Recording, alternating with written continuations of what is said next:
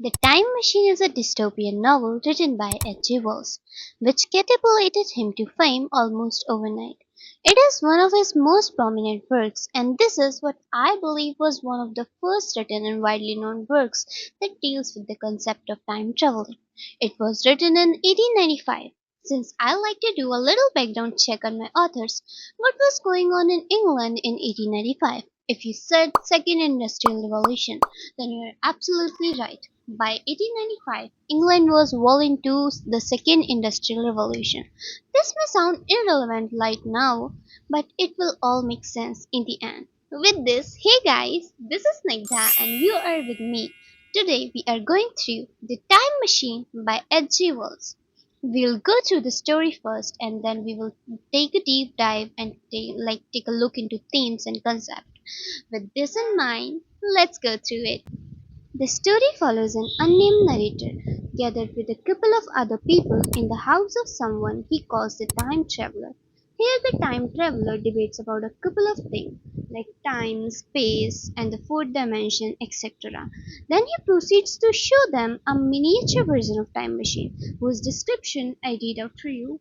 The thing the time traveler held in his hand was a glittering metallic framework, scarcely larger than a small clock and very delicately made. There was ivory in it, and some transparent crystalline substance. Then he mentioned that he had been working on it for almost 2 years. There he asked one of them to move the time machine's lever, and the time machine vanishes from its place. And once again a conflicting discussion cum debate follows, as most of the people gathered there, except the unnamed narrator, refused to believe that the machine had traveled into time.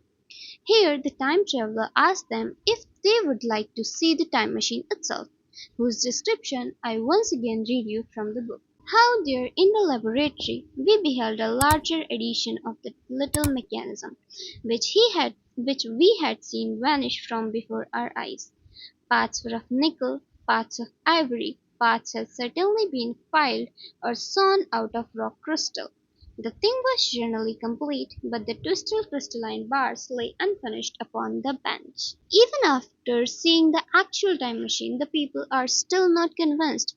The chapter ends with the medical man asking the time traveler if this is a Christmas prank, to which the time traveler replied that he intends to explore time and he had never been more serious about anything in his life.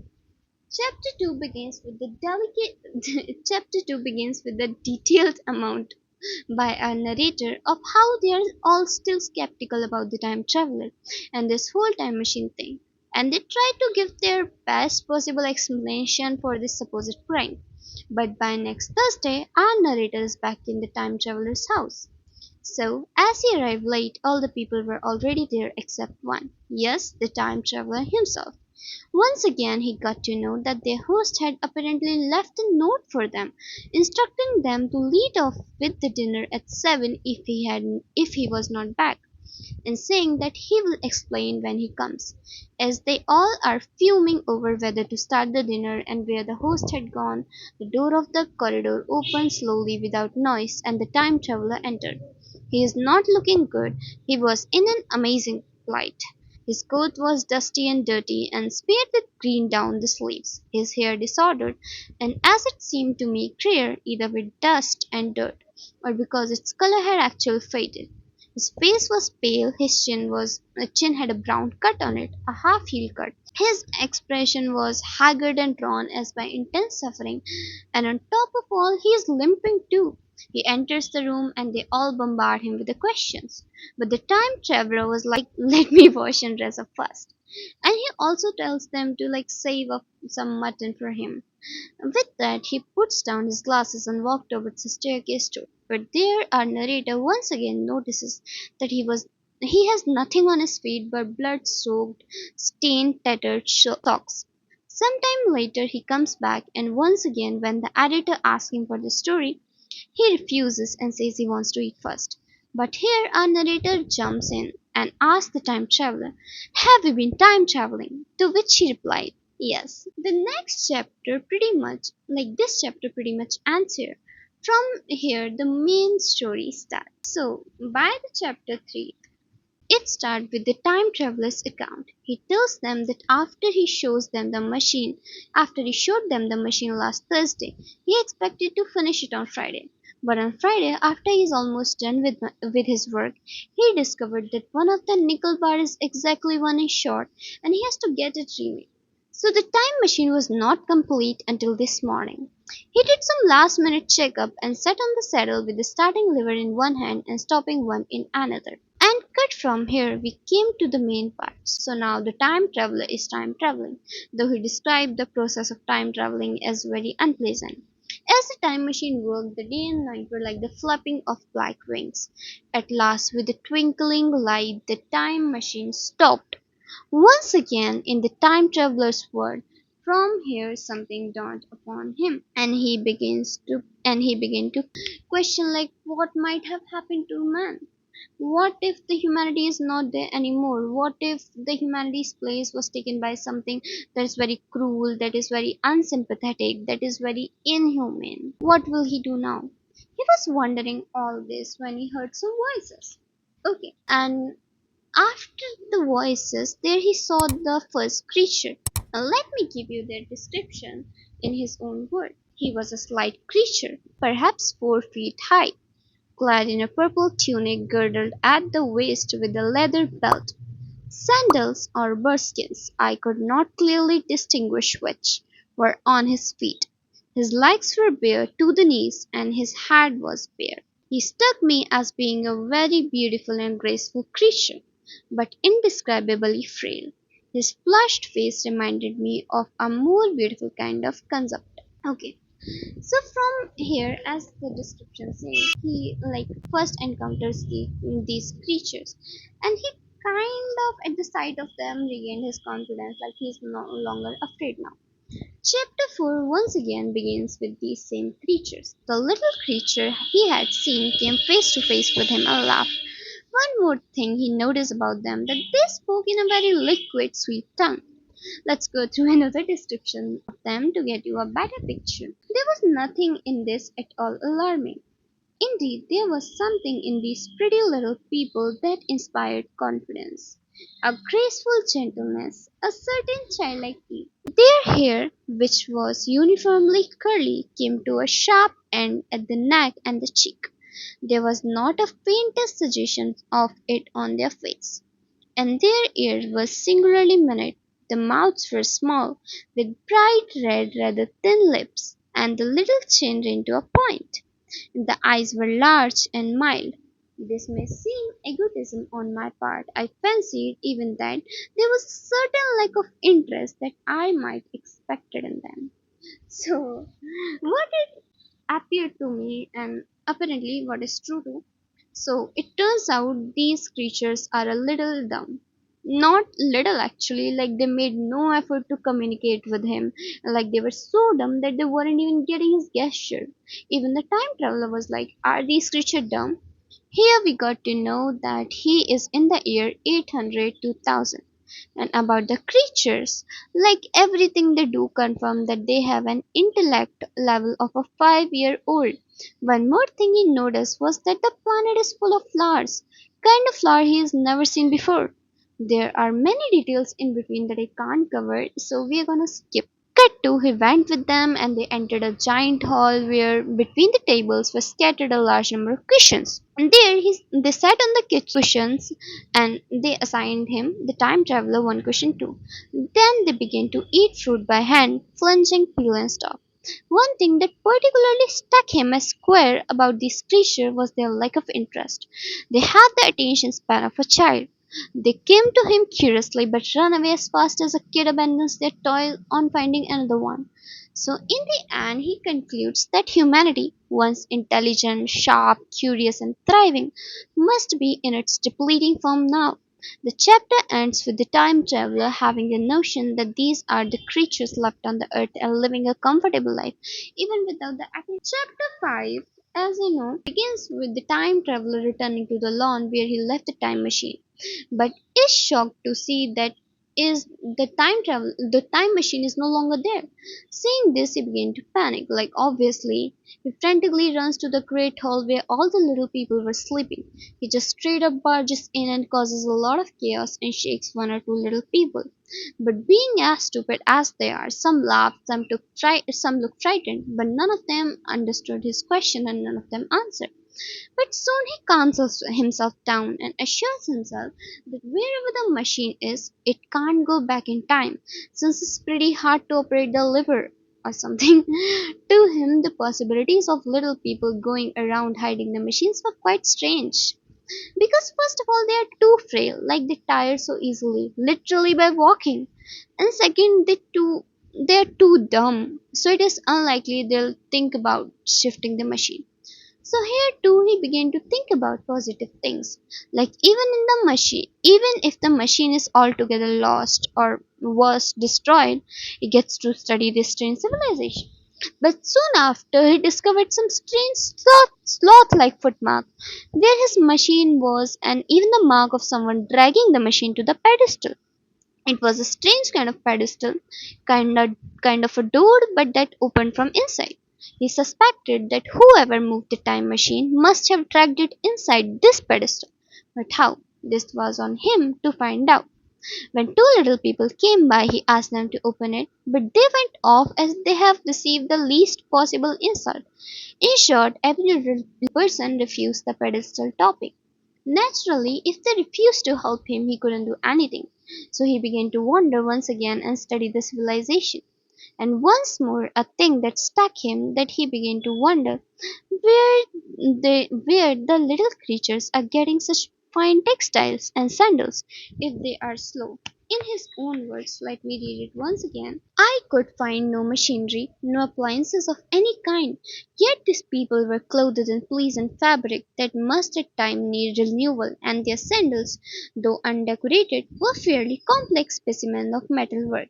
Somehow such things must be made, and the little people displayed no vestige of a creative tendency. There were no shops, no workshop, no signs of importations among them. They spent all their time in playing gently, in bathing in the river, in making love in a half playful fashion, in eating fruit and sleeping. I could not see how these things were kept going. Remember this, it'll all make sense in some time. In between all this, he made a friend of a sort. While he was watching these little people bathe down the downstream, one of them like kind of drowned and float downstream. And strangely, none of them made an effort to rescue her. But the time travel rescued her, and later came to know that her name is Vina. Off to book once again. I had got to such a low estimate of her kind that I did not expect any gratitude from her. In that, however, I was wrong. The creature's friendliness affected me exactly as a child might have done. She was exactly like a child. She wanted to be with me always. She tried to follow me everywhere, and on my next journey out and about, it went to my heart to tie her down and leave her at last. So this was the beginning of a queer friendship that lasted a week and ended as well. Okay, so this is where his and Vina's relationship, and most of the time it is kind of strange to me that it is described as she, because somewhere in the book he clearly says that these are like the genderless people. Okay, one more thing he came to notice was that these creatures are particularly afraid of the dark, and soon he came to know why. Just now, for now, he saw the glimpse of the creature and was terrified. He called them the lower world creatures and who are afraid of light. In his own word, remember him questioning where the little people get these complicated clothes? Well, I think we got an answer. Man had not remained one species, but had differentiated into two distinct animals.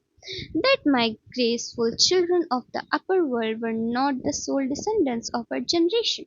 but that this bleached, obscene, nocturnal thing which has flashed before me was also the hair of all the ages. Okay, once again, so he kind of discovered that there are other creatures too.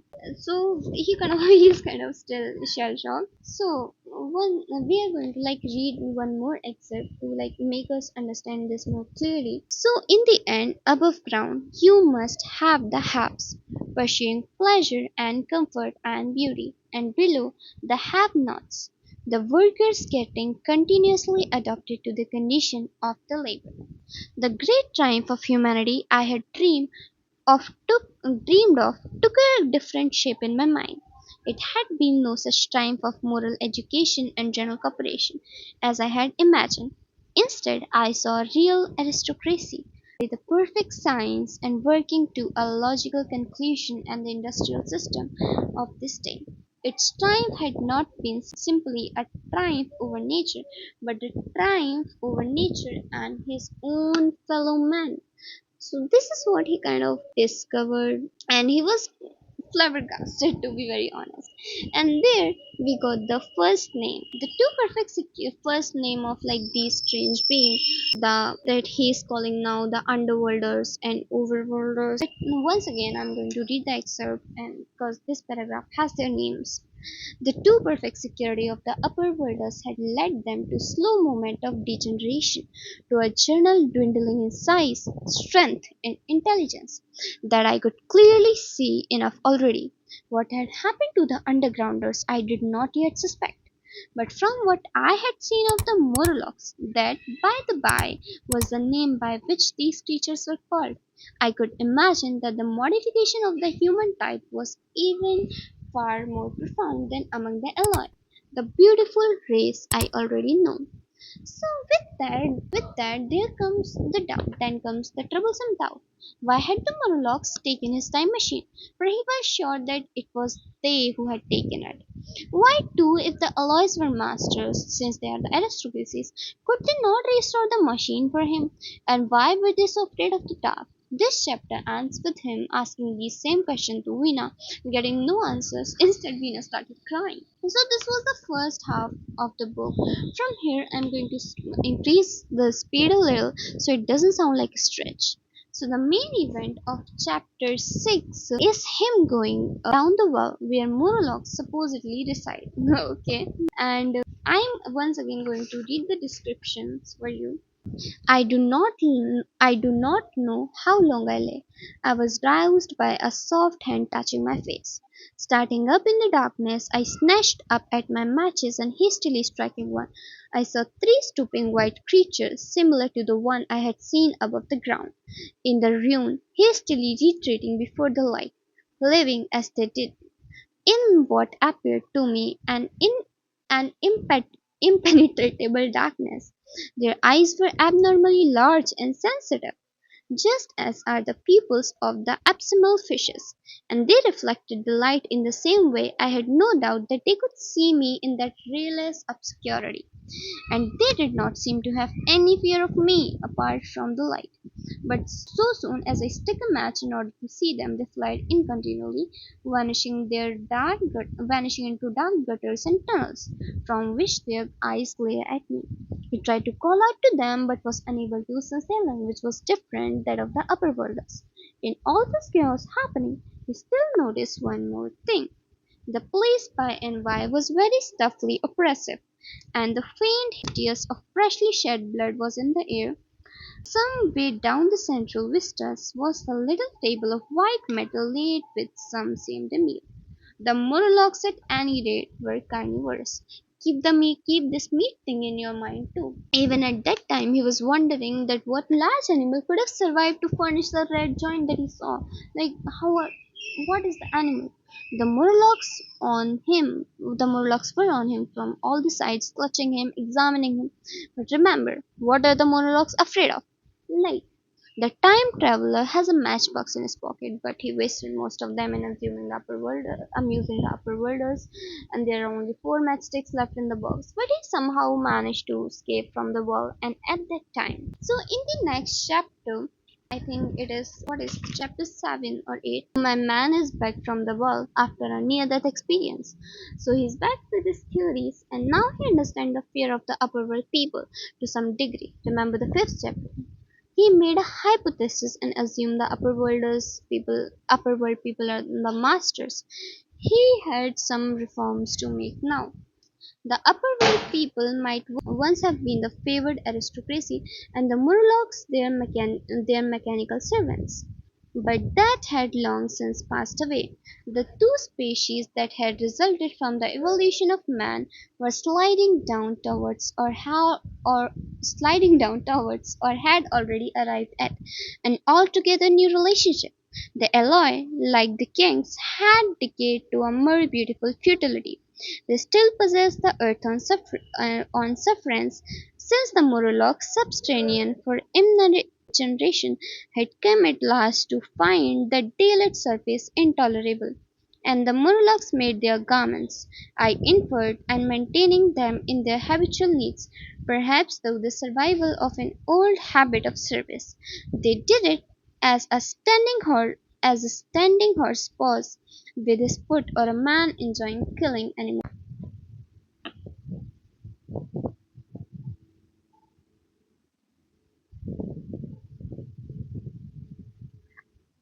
And one more thing, he was making all the pieces of theories while walking with Veena. And one thing that is troubling him like constantly was the meat he had seen in the wall. He's constantly having this instinct that he has seen the meat somewhere else. But when he was having the breakfast with others, he thought of that meat again. And then he realized something. In his own words, I felt assured now of what it was, and from the bottom of my heart I pitied these last feeble rill from the great flood of humanity. Clearly, at some time in the long ago of human decay, the Morlocks' food had run short. Possibly they had lived on rats and such things like vermins.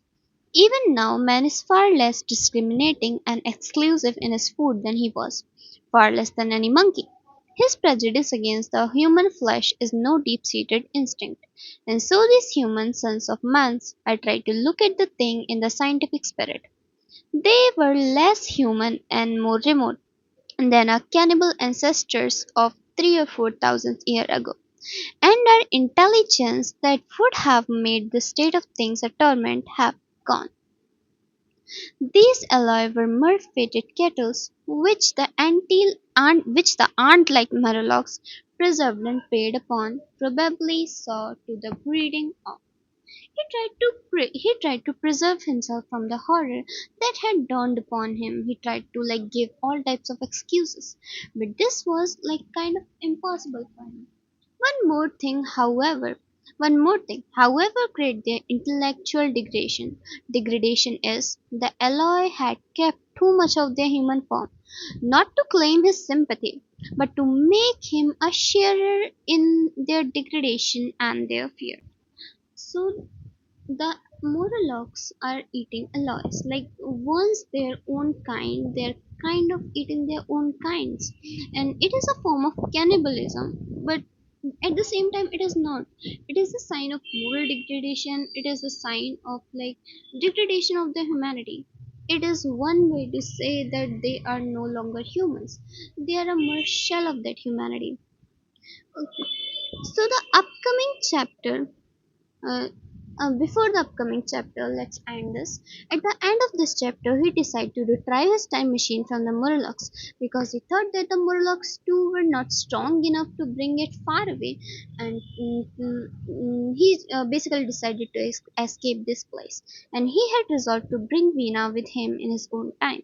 The upcoming chapter can be like a little shorter and vague because they have a lot of visual details. In the next chapter, he and Veena, 8th chapter, wander in an old museum and manage to find a matchbox and extra liver. In chapter 9, they are getting out of the museum while the sun was still on horizon, but it got dark and they have to stop. The time traveler lit the fire to scare off the Morlocks, but at night the Morlocks attacked. And the time traveler loses Veena. He tries to find her everywhere, like but he can't. So we imagine either she ran away to safety, or the monarchs have eaten her, or they threw her body into the burning jungle. In this chaos, he loses a matchbox, but the fire he had left behind accidentally turns into a wildfire, slightly burning some Murlocs and scaring them away. In chapter 10, he spent the rest of his night restless and grieving. But one unexpected thing happened. As he approached the pedestal of spins, he found his time machine there. Basically, it was a trap. The machine was carefully oiled and clean. The monologues were there waiting for him. But he somehow once again managed to pull the lever and time travel. Chapter 11 is him describing time traveling to the people gathered in his house, and chapter 12 is him telling the experiences. But naturally, none of them believed him. But as they all go back to their home, our narrator goes to the time traveler's laboratory to meet him. But the time traveler is no longer there. Now, in our narrator words, we're gonna end the story. I stayed on, waiting for the time traveler, waiting for the second, perhaps still stranger story, and the specimens and photographs he would bring with him. But I am beginning now to fear that I must wait a lifetime. The time traveler vanished 3 years ago, and as everybody knows now, he has never returned. Finally, since we have finished the book, let's talk about it. The Time Machine is one of the Victorian England's best dystopian novel. Usually I would like to add political in this too, but today I'm leaving this on you. Remember, in the very beginning I talked about 1895 and some second industrial revolution thing. Since we have gone through the whole story, tell me, does it make sense now to you? Don't worry if it does not. I am here to help you. Right now, if you go on and Google the Industrial Revolution, I'm pretty sure you will stumble upon articles, archives, or anything else talking about the major problem faced by the working class during the Industrial Revolution. Look, the Industrial Revolution itself came with many problems, though it provided economic rise, cheaper goods, urbanization on a massive scale, and a massive productivity boost, or whatever it is called, I don't know. But at the same time, in this too, the suffering people are the laborers, daily wage workers, factory workers. There are poor living and working conditions, child labor, social inequality, etc. And if you don't know, industrialization is something that is often considered as a pioneer of capitalism, and capitalism often results in major wealth gaps between people. So, by the second industrial revolution, I'm pretty sure this wealth gap is evident more than ever, and this led to manual labor movement too, which we are not going to talk about today. The rich industrialists were growing richer, while the working class were struggling for their daily food. In this era, a writer imagined a dystopian world where the aristocrats, the elites, the rich people, after centuries of not doing anything, feeding on the working class, totally depending on them for the basic necessities like clothes and shoes, have now deteriorated both physically and mentally and transformed into some 4 feet childlike fruit eating genderless alloys. And remember, Wells depicting them as vegetarian, that Wells depicted them as vegetarian. That too fruitarians specifically. Because frankly there are no animal left on earth to hunt and eat. And plus, even if the animal had existed at the time, their mental and physical limitation would have prevented them from hunting. Since meat could only be acquired through hunting, it required both physical power and intellectual capability. That's the reason too they only had the fruit that too readily available to them. They do not grow anything, and they do not do any kind of agriculture. There is a particular line from the book. Veena appeared to me more human than she is, maybe because her affection is too human. And for her affection, there is a reason. Bear with me for a minute, it will all make sense, I promise. Remember the drowning incident of Veena, and none of the other creature made a slightest attempt to rescue her, even though she's crying and stuff. Let me tell you why. Because they are no longer humans. They make sure, like, they sure look like some beautiful being, but they are deprived of all the intellect, all of the humanity, all of the emotions, curiosity, affection, empathy, sympathy, the feeling of kinship, all of them. They do not have any of them. And they don't have any curiosity, any purpose of living other than eating and procreating, which is in their case is worse than the animals. And that's why Veena was so affectionate to Time Traveler. Maybe because this is the first display of kindness she has ever seen. This is the reason why, other than hiding in the night, the Aloys did nothing to escape the Morlocks. And same can be said for the Morlocks. The Morlocks are supposed to be the workers that resorted to living undergrounds ages ago to shelter and keep operating the heavy machines that keeps our lives of rich going comfortably. This resulted them becoming more powerful than the alloys and them being afraid or allergic of sunlight. And centuries of handling these inhuman conditions also made them deprive of their own humanity, but unlike alloys in a barbaric sense. And since they weren't able to handle light, and when no animal left them to eat, they became cannibals. They began to eat what was once and somewhat still their own kind. They started treating alloys as cattle. They still made the silk robes and the metal sandals for them, but hunt and eat them at night, much like we do with the kettles. They are too as a shell of human beings, but just not as beautiful as alloys. Maybe Wells wrote this as a warning or a political satire, masked as a scientific fiction dystopian novel. I don't know. It is interesting to read in a present perspective and see how the things have changed, which I'm not going to talk about today since the video is already very long. And like, so if you are here with me till now, thank you very much. And with this, like, it is Snigdha signing off. Thanks for watching. Bye.